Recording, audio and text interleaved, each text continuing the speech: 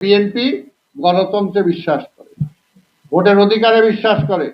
BNP ক্ষমতা চাইলে এই 5ই আগস্টের পরে সেই দিন বিএনপি সকল রাজনৈতিক দল এবং ছাত্রদেরকে নিয়ে বিএনপি সেদিন জাতীয় সরকার গঠন করে ক্ষমতায় যাইতে পারত, কিন্তু না, বিএনপি বলছে আমরা জনগণের অধিকার ফিরিয়ে দিতে চাই, জনগণ ঠিক করবে কে রাষ্ট্র পরিচালনা করবে। এবং বিএনপির নেতা তারেক রহমান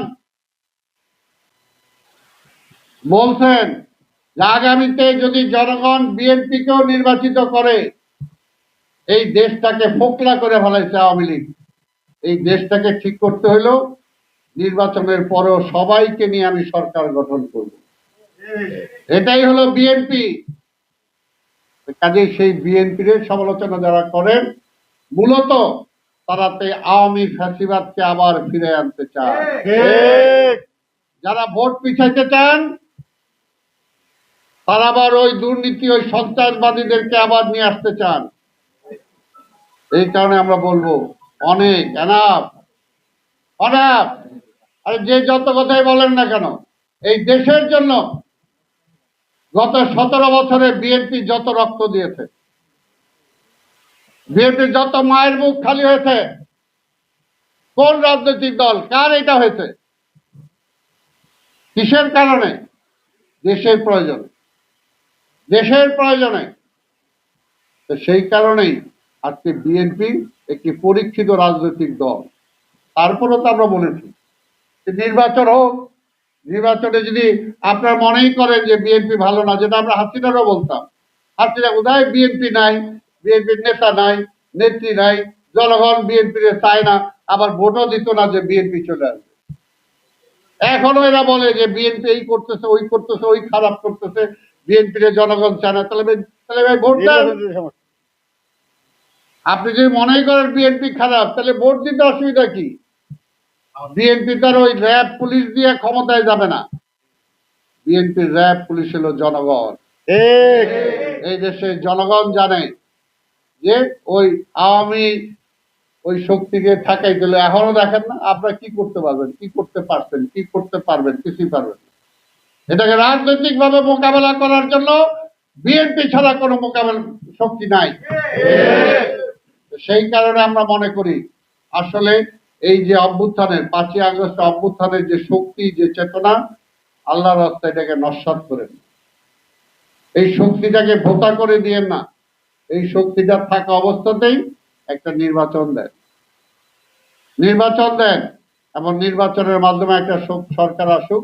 তারপরে ইনশাল্লাহ, আজকে আমরা জানি যে আপনার কর্মজীবী মানুষের অনেক অভাব, অনেক অভিযোগ, কিন্তু তারপরেও এগুলোকেও যদি সমাধান করতে হয় তাহলে রাজনৈতিক ভাবেই সমাধান করতে একটা রাজনৈতিক দলই পারে। কারণ আওয়ামী লীগ তো দলীয়করণ করেছে, দলীয়করণ করেছে। বিএনপি এখনো, আরে ভাই সরকারে তারা, বিএনপি নাই, তারপরে বলো সব নাকি বিএনপি বসে গেছে। কোথায় রে ভাই? আজকে এখনো ব্লাড টেস্ট করা হইতেছে বিভিন্ন মন্ত্রণালয়, বিভিন্ন জায়গায়। যাদেরকে ওএসডি করে রাখছিলেন, যাদেরকে চাকরি খেয়ে ফেলছিলেন আওয়ামী লীগ, যাদেরকে প্রমোশন দেন নাই, এখনো এই সরকার আমলে একটা গ্রুপ লাইগা আছে যে ওদেরকে দেয়া যাবে না, এরা বিএনপি। বলতে হয়, আরে ভাই দেশের 70 থেকে 80% লোকই তো বিএনপি, আপনি কারে বাদ দিবেন? যেখানে হাত দিবেন এটা তো বিএনপি, আর বাকি 2-4-5 ভাগ যদি থাকে রইল আওয়ামী লীগ, রইল স্বৈরাচারের দোষর। এর বাইরে কোনো কিছু আছে নাই। আর বাকি যেগুলো আছেন আপনারা বিএনপির মধ্যেই আছেন, জনগণ ওইটাই মনে করে। কাজেই বিএনপি থেকে আলাদা হয়ে অনেকে চেষ্টা করতে পারেন, তাতে ওই আন্দোলনের শক্তিকে ব্যাহত করতে পারবেন। এর আগেও 72 থেকে 75 এই দেশ থেকে মানুষ আওয়ামী লীগকে ভাগাই দিছিল, কিন্তু আবার এই ফ্যাসিবাদ, এই আওয়ামী লীগ, এই আধিপত্যবাদের দোসররা ফিরে আসতে পারছিল, কিন্তু আমাদের মধ্যে বিভক্তির কারণেই।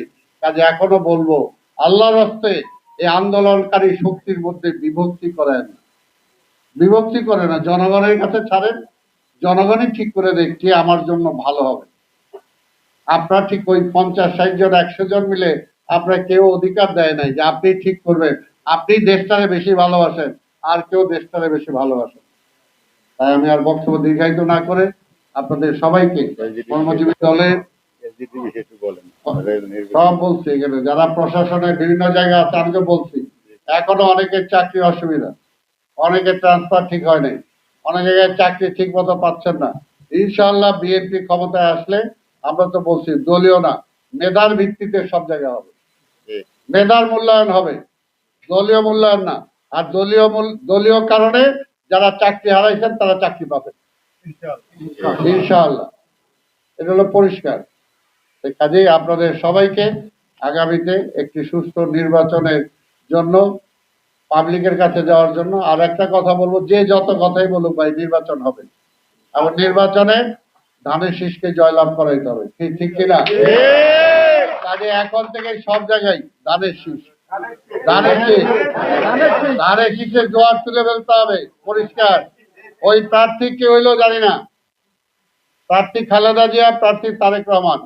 আপনাদের স্লোগান হবে ধানের শীষ যার আমরা তার, আমরা তার,